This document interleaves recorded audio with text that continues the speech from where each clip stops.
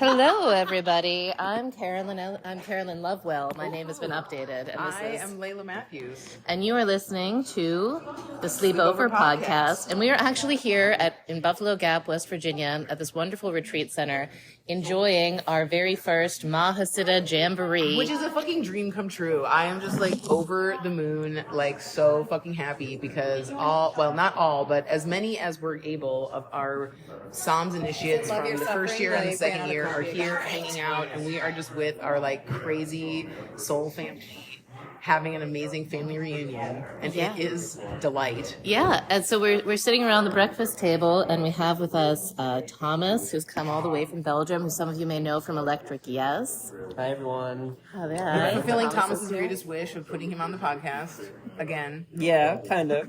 His worst nightmare, talking about TDM. We're gonna get you on talking about topics dearer to your heart soon this weekend, Thomas. And we have Kate with us. Hi, everybody.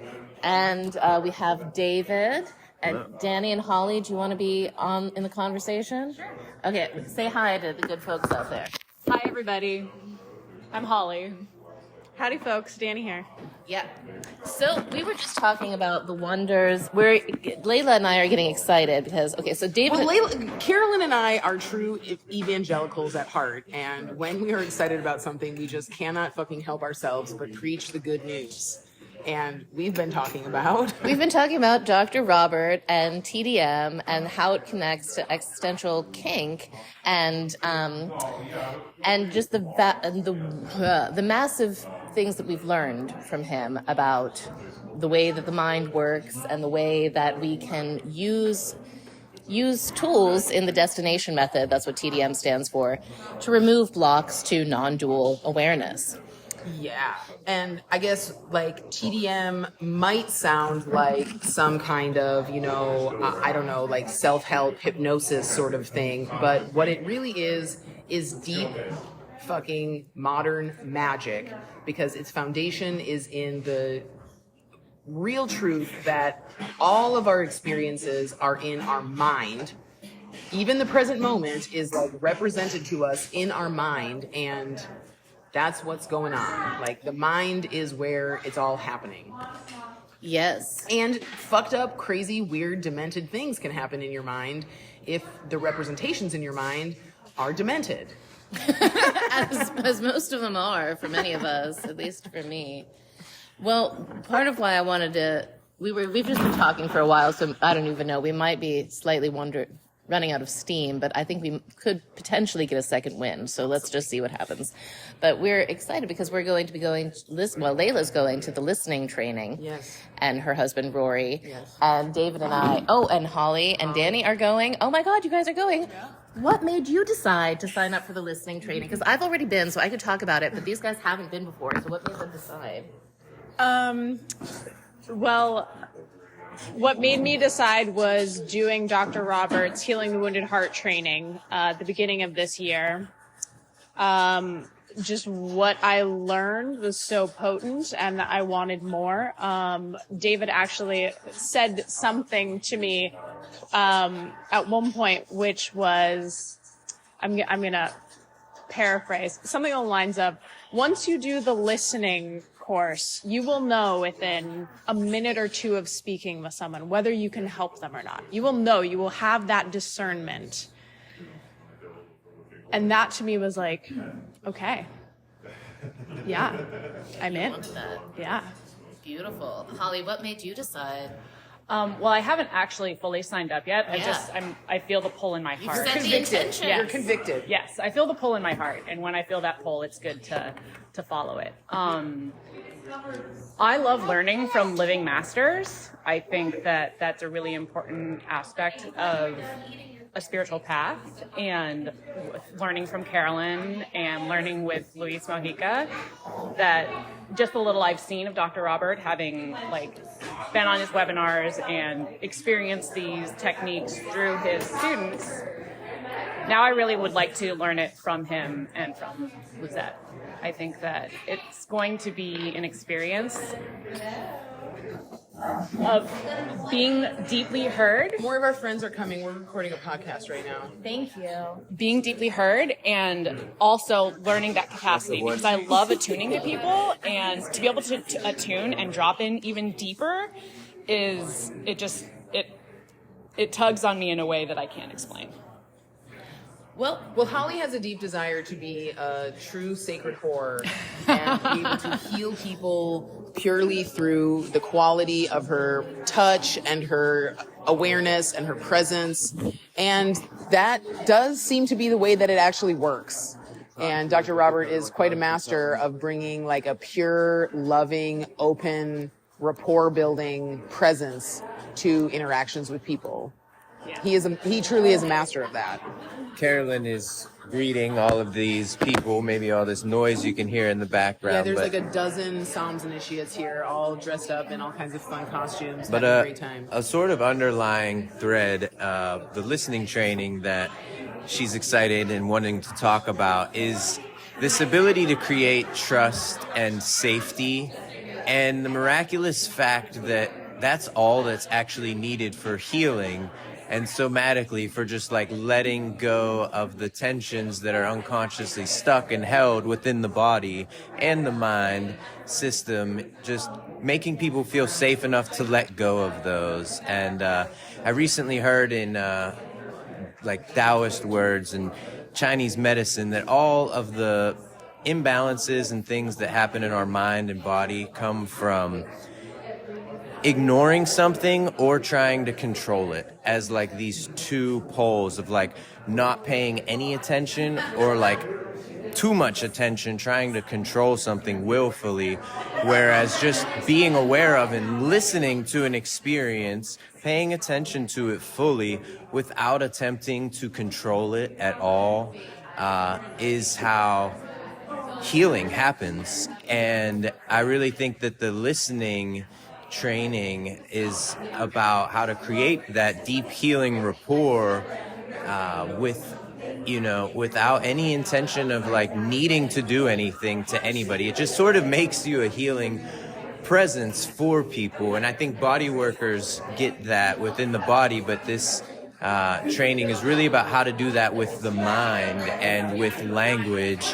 And it's really a psychedelically profound meditation on life and just how we show up for people and for ourselves and our experiences of things. Yeah, we've been talking a lot about, the connection between EK and the destination method, because I think there's some, what would be the right word? Some conflict and discussion about how does TDM, which does ultimately change people's experience, reconcile itself with the deep surrender to what is happening that EK teaches people to have. And we've been talking a lot about how things are on the highest level completely perfect. There is never a deviation from perfection at like the highest levels of truth. And also in this, stepped down, thick, murky Malkuthian realm, things change and evolve from one state of perfection to other states of perfection. And TDM is very skillful at creating desired evolution from one state of perfection to another state of perfection. And like, that's fucking cool. I don't think there's anything wrong with a different perfection. It's like a tool to help engage the resistance and constrictions that come in those transitions of states. Yeah. And another half of the listening training is healing stories and metaphors. And there's this really super psychedelic dual induction process that's learned we call it tripping on logos. And we actually do it.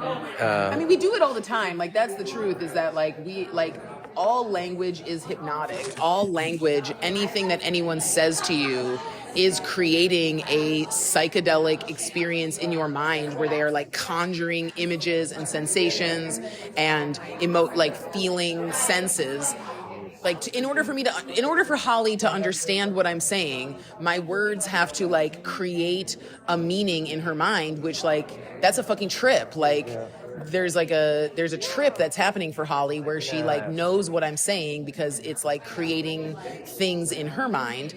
So all logos is psychedelic, and this process that David is talking about is like intentionally harnessing the psychedelic nature of the word for healing. And it's universally applicable because you can create a metaphor for anything, even if your mind doesn't even know how to articulate or how to begin to solve something. You can say, it's kind of like, and come up with a poetic metaphor. It's really about how to use poetry and metaphors, how to tell healing poems. We say healing stories and metaphors, but really it's like how to do profound healing poetry with yourself and with others in a really simple, like childlike, fill in the blank, ad lib, super simple to understand way that just, I have never seen it not work. And I'm experiencing it working right now. Like more having experienced the induction at one of our immersions as an example for the initiates. A big part of what I desire is experiencing a sense of belonging and finding my people. And here I am sitting with a bunch of people who are so very much like me. And I'm finding them even more outwards in the other aspects of my life. And this process, one would expect that these processes are going to take a long time to work. And it's been a couple months. And it's happening faster and faster. So the magic of storytelling and listening to what story someone wants to hear is a profound gift. And just from the little that I've consumed from Dr. Robert, I know that when I get to go to this training, I'm going to get to learn how to do this even better and to experience story and to give people story. And the induction, it's just miraculous. Like, and the experience that you get both giving it and receiving it is like I've got this whole body like wash of goosebumps happening right now, just thinking about how it felt in that moment. Oh yeah, you've experienced. Wait 1 second, Thomas. You've experienced the double induction. I'm curious about what your double induction experience was like when you felt it. Pass it over to you. I think for most of us, it was something we never quite experienced. And just there was a somatic effect that was so peculiar because you were listening, so your brain is operating in listening mode, but you can't consciously concentrate enough to hear every word. And yet it's being registered because your brain is just way more fucking powerful than your conscious mind is. So you could kind of relax into it and let it download itself. And there was like a pleasure that came with that. It was so pleasurable to have different voices kind of give you a sensory overwhelm is kind of what it is, but in a good way. Yeah. Do you remember what your transformational story was? Like, not that you have to tell it, but do you remember like seeing results unfold from it? I don't quite remember the beginning, which is kind of funny. I only remember the outcome. And it was, the outcome was a black dragon. And it took a year, but now that black dragon is fucking everywhere. And it really surprised me because it didn't, like the dragon is like a familiar symbol for me, but the fact that it was black and just the shape of it, I was like, okay, I don't really know what that means. And now I feel like that meaning is being revealed. So, yeah, I'm like known here as like the Dr. Robert skeptic. I'm like a little resistant because I'm such an EK somatic fanboy. But that did kind of startle me. I was like, holy shit. Well, tell me what you mean when you say the black dragon is everywhere now. Like, what does a black dragon mean? What does it mean to you? What was the identity shift that... Well, in the story, it kind of represented stepping into my power. And it's showing up in books I'm reading. It's showing up in like a music video of Taylor Swift that I like accidentally listened to, which was super weird. It's called Bejeweled. It's like a whole story narrative that was exactly my story. I feel like the one, and I hate Taylor Swift, so that was like an additional piece of, oh God, am I really watching this? And then it sort of confirmed, Does Taylor This- really understand my soul? like, ooh, this resistance is like alchemizing in front of my screen. And yeah, Black Dragon seems to be related to a lot of alchemical like symbolism, not like a Negredo early phase, but like a late phase of like the final Crossing the Abyss comes to mind. The dragon is like all the elements combined. I don't know, I'm still discovering Well, it. tell me, how have you come into your power since that experience, since hearing the story? Maybe you don't have. You could be as abstract or Yeah. specific as you want. Well, ironically, I'm in my Saturn return.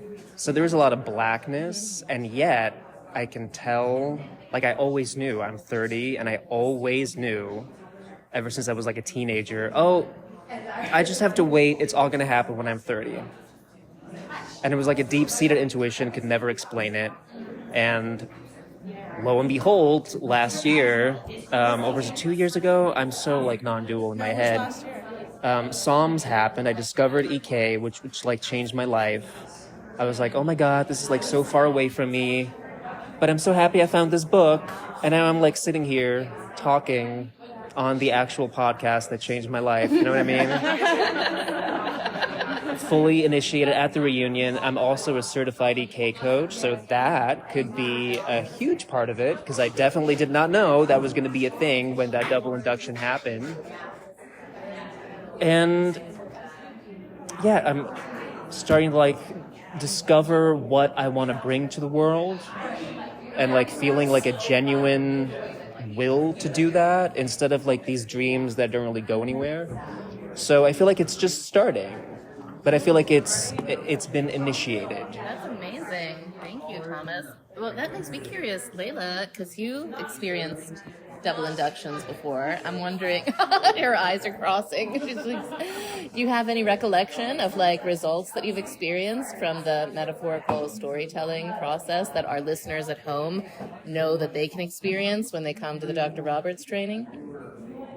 Yeah, I mean,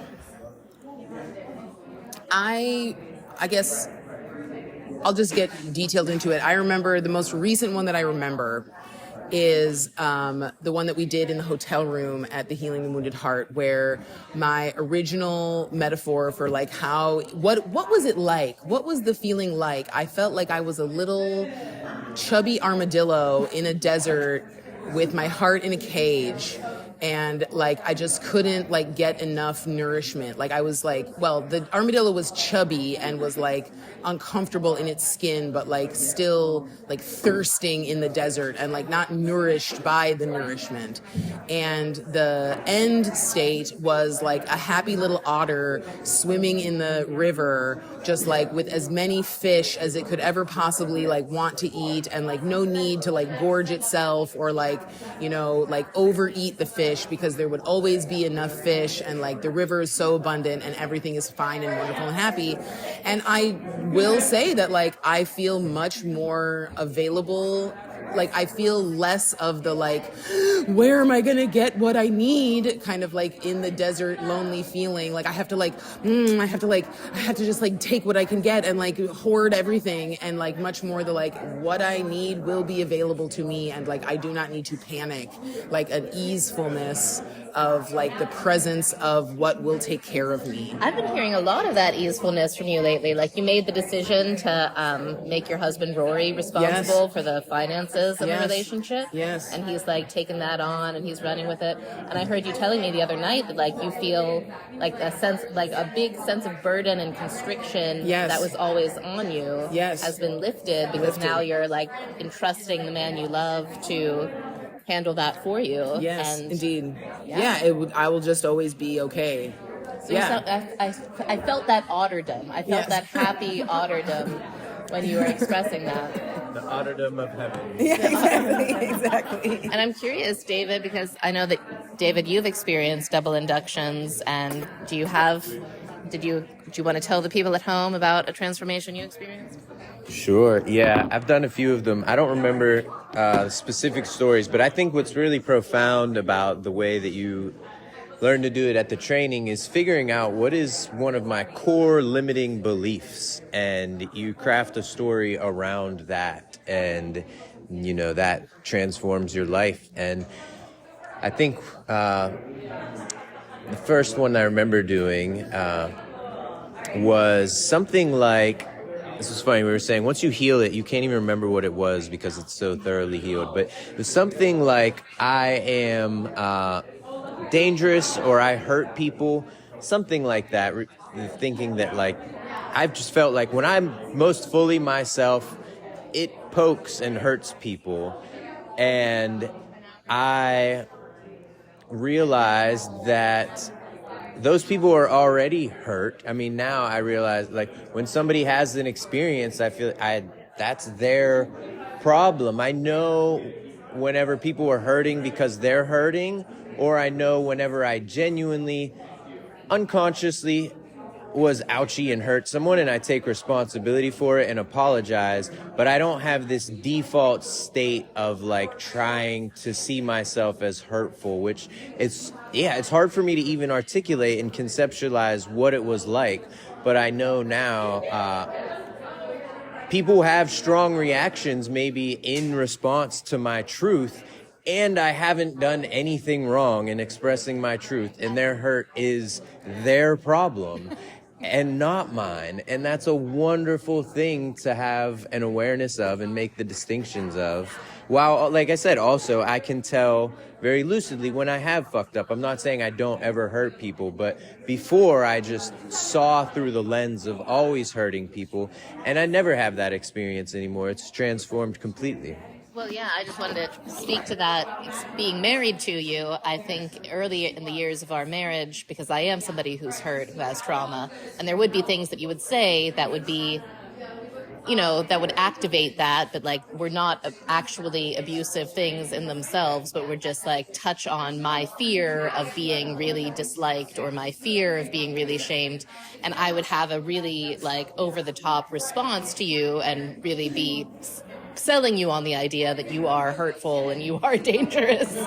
And since you've undergone those like storytelling transformations, I've had many experiences with you where like I will be going into an activated state where I'm projecting onto you all sorts of things from my past that is not what you're actually saying or not what you're actually doing. And you are able to be like calmly present with me and be like, that's not true. I don't agree. You're having your own experience, and, just walk away and like come back and talk when I love you. I'll talk to you later. Faster. It helps me hugely to get lucid faster. And rather than like staying in my fantasy that something wrong is happening, like I'm much more able to be like, it makes our upsets a lot shorter. It breaks the feedback loop of trauma, or like hurting people. It's, when you do the process, it creates a huge interrupt in your own trauma. And then so the way that other people's trauma interacts with yours also gets interrupted. So you end up healing other people through healing yourself. And it becomes really apparent through the depth of how strong it is. Yeah, I mean, something that I wanted to say is like, we're talking about these double inductions, which, is something that is very cool and very powerful. And I've also seen these stories work just in the simple telling of a story. And what I really love about the clarity of the metaphorical healing story process is that like, I work with a lot of people in my coaching practice, and I just hear them telling themselves a story about like why things suck and are not working. And truly, they are hypnotized by that story. And the way that the story is living in their mind is like it has a plot. And like, I think maybe many of you listeners, if you think about it, can hear your own stories that just like run, like the story just starts here, this happened, and now it's like this. And like, it just runs in that loop all the time. And that story gets reinforced by being told over and over. And it concludes in the same way, which is a shitty feeling or an undesired, sad, like yucky, hurtful feeling. And like, the truth is that is a story. That's like a story that you're telling yourself, and it has a conclusion, and it usually ends up as a feeling. And then all kinds of other meanings are made from that feeling. And it's so powerful to be like, all right, let's like take that story and its conclusion and like what that conclusion feeling is like. And like, what would it be so wonderful to feel instead? And it kind of like, so you talk about like, what would the way better feeling be like? And then you like tell the story from where it usually ends to where you'd much rather like it to be. And because our minds are so powerfully attuned to story, adding more story onto the story with a different outcome, like literally creates a different outcome. I want to tell a story about how this is magically powerful too. And I won't go into the details of how the process and everything works, but me and Carolyn, and I think Layla was there, we were in Mexico, and the place next to where we were, they were having a wedding, and it was late at night, and they were like right next door and outside, and it was super loud. We were trying to sleep, and Carolyn was really annoyed and triggered, and just everything. She was, like this music outside was, and harshing her vibe. Yeah, it was just an accent Well, on. I was mad at you. I don't remember why you were mad, but I was like, do you? Everything was conspiring into shittiness, basically. My nose was All right, stuffed. so I couldn't yes, sleep. there was a lot of shittiness happening, and I took her through this process. I figured out what it was like and what it would be like if it was better, and it started having her tell this story, and she graciously went along, and while telling the story, and was at the point in the story where the problem transformed into its all better form, literally at the same moment, the music cut out outside. It became quiet and stayed quiet for the rest of the night. And it was a literal, immediate, like, live reflection of the story that Carolyn was telling. It was reflected in the outer world. So it's not just our inner psyches. It reverberates into the collective, so-called objective reality. Yeah, because magic is all in your head, and your head is just a whole lot bigger than you think it is. Yeah, I remember that story. I was mad. My nose was stuffed. The loud music always making me not be able to sleep. I was very tired. I wanted to sleep. So she woke me up and told me. So I woke David up and complained to him, and I told him how responsible he was for my misery, and he took the burden. And he used his healing powers to bring me through this. But I remember the story had something to do with like the way that I felt was like an old stinky sneaker. It was like a falling apart stinky tennis shoe. And like the all better state would be like a delicious piece Orange of dreamsicle. It was or something? it was like an orange dreamsicle. And it was Willy Wonka who could change this old stinky shoe into an orange dreamsicle. And as I was being like, and then Willy Wonka turned the old stinky shoe, the music stopped, and my nose unstuffed, and I stopped being mad at him, and it was just crazy. I mean, the thing that like really truly makes me laugh about these processes is that they work so good that sometimes I'm unwilling to do them. Me too. Because I know that as soon as I tell myself the story of how it will be all better, it will be all better, and I will not be able to continue picking my gross, crusty scab of how bad things are, and I will have to let that go. And there is definitely a part that's like, no, I don't want it to be this easy. My suffering and my pain are real. You can't just take this from me with a silly little story. But it really works. Having that experience. Exactly. Yeah. I at one point did a process on the part of me that stops me from doing processes to heal my stuff, and I feel like that's what I'm hearing in you. Like, Yeah. you're right. And whenever you have the tool, part of you's like, oh, let's not use that. That would fix the thing. Fuck that. Right. Then I would feel foolish for ever having had the problem. But the cool thing about it is that these processes work so fully that like you don't end up feeling bad about having had the problem. And that's like something that I see people struggling with in healing, is being like, well, but if I felt all better, then I would look like an idiot for having not felt better 15 minutes earlier. Like, that would really make me look like an idiot. I would look very, very silly and very foolish for having held on to that for hours or years. And if it could just be better, like, what would that mean about me? But like, they do just work. Well, and something, have you guys talked a lot about listening yet? Have you talked about listening? We did talk, bit on yeah. listening. Okay.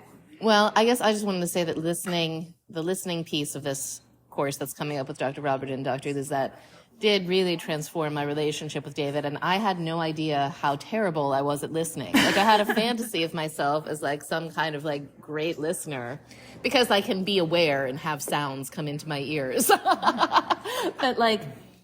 But the fact that, like, I don't know, just learning what making somebody feel heard, I think, is maybe even a more accurate description of what it is. Yeah. Because it's attuning and listening, making somebody feel heard, making somebody feel in rapport, making somebody feel like deeply understood and deeply welcome, and understanding how I might be able to facilitate change for them is what I learned.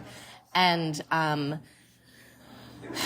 that has been like just so endlessly priceless. And I know that there's people listening who are themselves coaches or therapists and who might be interested in the training for that reason. But there's also people who, you know, if you're not a coach, you're not a therapist, you're not in any kind of helping profession, it's still super valuable for one's own personal relationships to know, like, this, not only is this how I make somebody feel heard, but this is what I need to tell somebody to do in order for me to feel heard by them, so I can finally give like clear instructions to, like, this is what I need you to do to make me know that you're really getting what I'm saying, instead of just being like, you don't understand me, why don't I, you know, like, Right. Do it better. I don't know how, but just do it better. Yeah, and that's the attunement piece that is so deeply important, I think, because like you can have all the processes, and like, so I'm a therapist, and in supervision I'm like, I don't know if I'm giving this process right, and my supervisors will say over and over again that it isn't the process that matters as much as the attunement, that being able to hear someone deeply and truly, that's what they remember. That's what people remember about us, is how good you are at listening to them. And I think that translates into non-therapeutic or non-coaching work. And like, people just want to feel seen and heard and accepted. And if you can genuinely listen to someone, you can do that. Well, and I think about this a lot when I'm coaching people, that like, I do not know, like, it would be extremely arrogant of me to imagine that I know what's really going on for another person or what they really need. But and I used to do that in coaching all the time. I did. Yeah, and I think a lot of people are like, well, I'm a clear channel for the truth. And so, like, I know what you need, and I can hear what you're not saying. And, like, I can imagine that, like, what you really need to do is such and such. And, like, the listening piece, you know, I had this phrase, clear channel, like, you become a clear mirror for another person so that they can hear themselves. And when they feel heard, they like feel the like validation of their own experience, and then there's like a bravery and a wisdom and a courage that like comes out of them to find their own thread through the thicket, their own path through the thicket of confusion to like where they're really trying to go. And when a person can find that for themselves, it's 1,000 times more powerful than if you tell them how to get through it. Like, it's so much more empowering if you can allow another person like the witnessing of their own wisdom, so that they can receive their own wisdom and then like follow their own wisdom to the truth. Like that's something that a person can't argue with.